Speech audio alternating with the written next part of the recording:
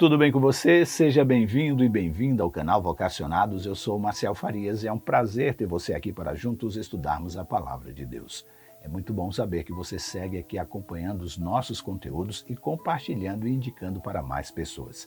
Aproveita, deixa o seu curtir sempre. Todas as vezes que você assistir um vídeo aqui, deixa o seu curtir para que o algoritmo do YouTube indique este conteúdo para mais pessoas que não estão inscritas em nosso canal. Isso nos ajuda muito e você faz com que esta palavra chegue a mais pessoas. Eu quero aqui aproveitar e mandar um abraço para o Igor, para o Roberto Sander, para a Maria Helena, a Irani, a Socorro Magno, também para o Luiz Estevão de Souza e o Oséias da Silva. Muito obrigado por vocês estarem sempre aqui compartilhando, mandando a sua mensagem, fazendo o seu pedido de oração, pelo WhatsApp, através aqui do canal, pelo Telegram. Fique à vontade e participe sempre que você quiser. Aqui o canal é seu, feito para você. Agora não sai daí, eu vou só rodar a vinheta e na sequência vamos juntos estudar a Palavra de Deus.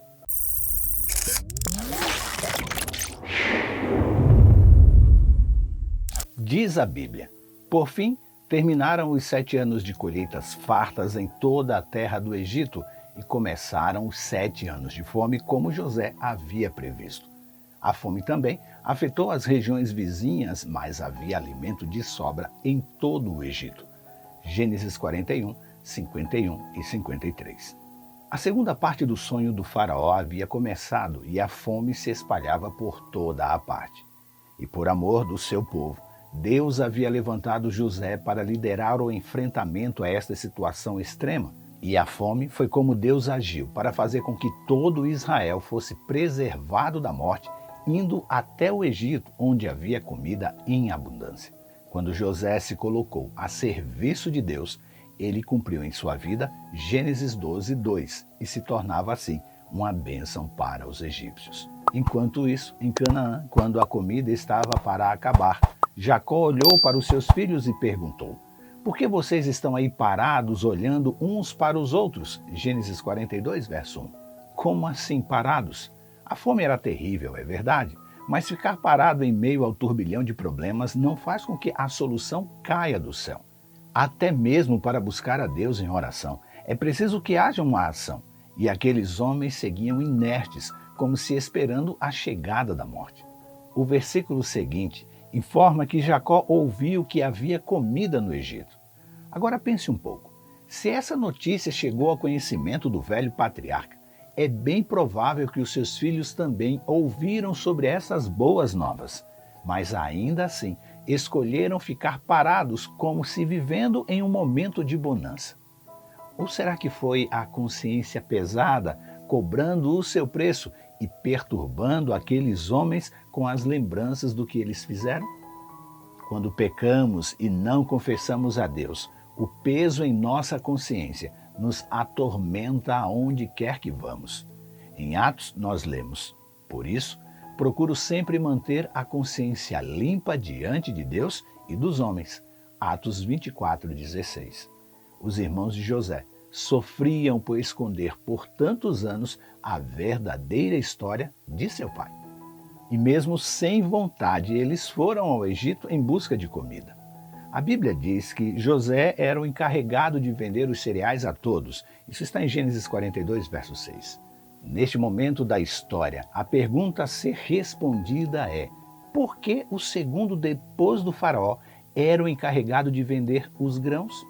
A única resposta que eu encontro é que não havia ninguém tão honesto quanto ele em todo o Egito. É por este motivo que, ao chegarem ao Egito, os seus irmãos logo encontraram com ele. É possível também que o seu escritório ficasse próximo a um dos silos que foi construído e nada também o impedia de orientar os seus subordinados para o avisar quando caravanas vindas de Canaã chegassem ao Egito. Considerando assim estas possibilidades, não podemos creditar ao acaso o encontro de José com os seus irmãos. E agora era a hora da vingança. Depois de tantos anos, José tinha à sua frente aqueles que lhe causaram tanta dor, e eles estavam em uma posição inferior. E ele, ao contrário, tinha o poder e a força de um império ao seu lado.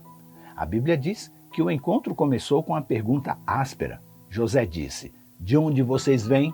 O relato que se segue é cheio de detalhes importantes. José os acusa de serem espiões por 3 vezes.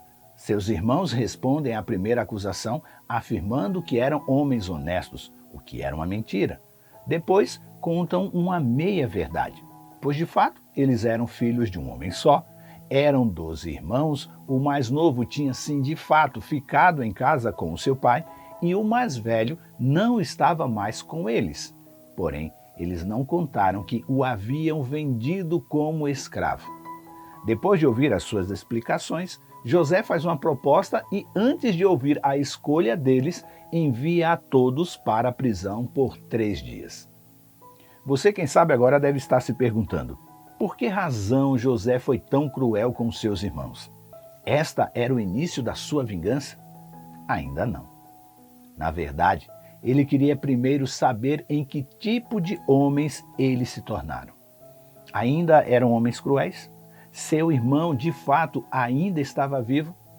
Um outro aspecto é que ele usou deste momento para que seus irmãos tivessem um momento para o arrependimento. E isso aconteceu. A Bíblia diz que, conversando entre si, disseram: é evidente que estamos sendo castigados por aquilo que fizemos a José tanto tempo atrás.